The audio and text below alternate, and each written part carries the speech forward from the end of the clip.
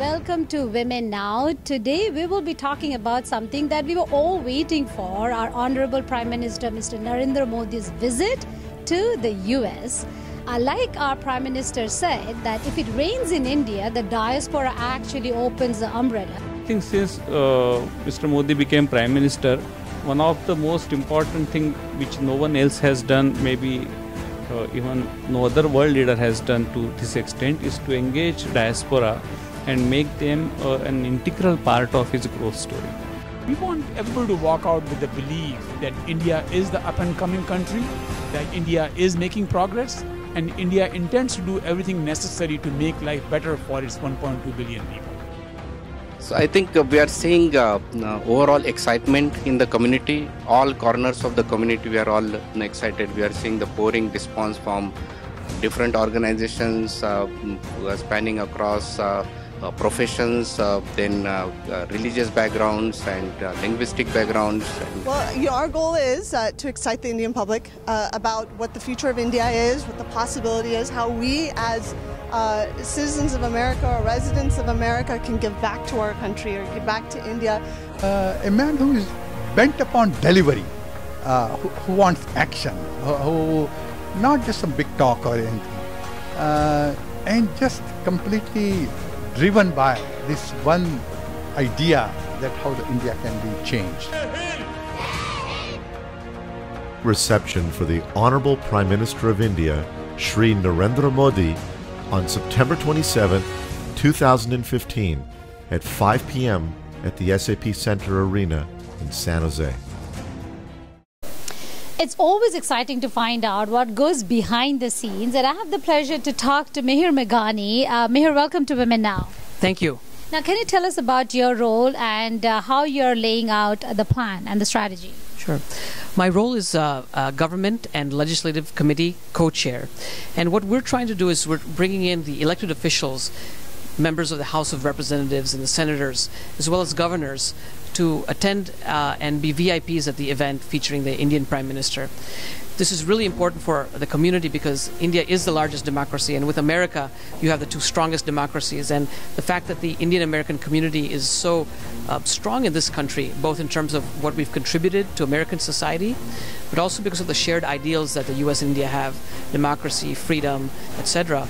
We want to make sure that the elected reps in this country know that it's important for all of us as Indian Americans that they be present when the Indian Prime Minister is here in San Jose on September 27th. Now, while you're inviting them, is there any specific area or a question that they're asking you about their presence and what is expected out of them? Well, naturally, many of them are excited about meeting the Prime Minister and they would like to have private meetings. That's all being arranged by the embassy.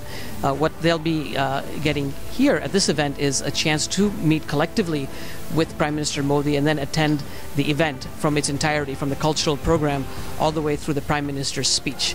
They'll also get to see and hear 18,000 very excited people. Well, along with the event and the reception, is there a specific meeting that is set up with the legislations, and is he traveling to Sacramento? I do not know if the Prime Minister is traveling anywhere else in the Bay Area, but at the event itself there will be a time scheduled for these senior elected officials to meet with the Prime Minister. That's being arranged by the embassy. Now tell me, what got you attracted to this whole reception, and how did you feel, and what do you feel now about the whole event? I was born and raised in this country, but I've always had very close ties to India.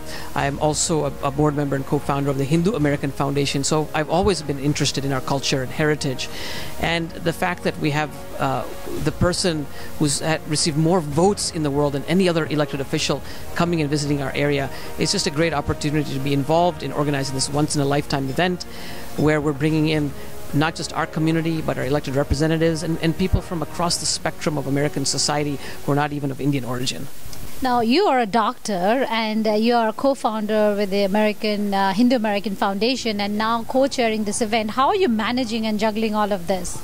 I have a very supportive wife who's allowed me free access to put in extra time into all of this. But it is very challenging, managing, a full-time professional work schedule in the emergency room.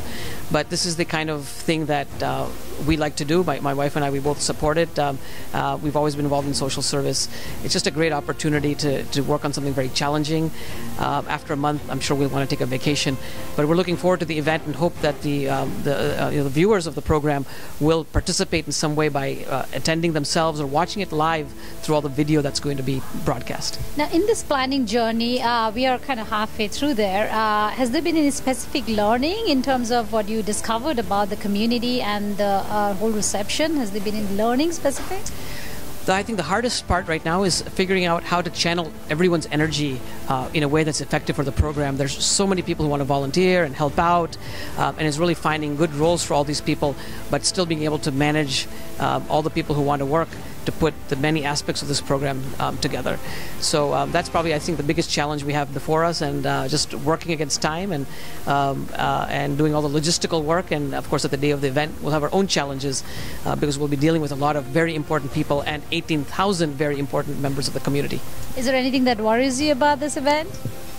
We have way more demand for attendance here than there are seats available. I think the biggest challenge for the event itself will be allocating tickets for the event and trying to get people who would be disappointed by not attending to be happy with their experience to watch this at home. Well, I wish you good luck. Thank you so much. Thanks a lot, and I want to thank Womennow for having me on this program.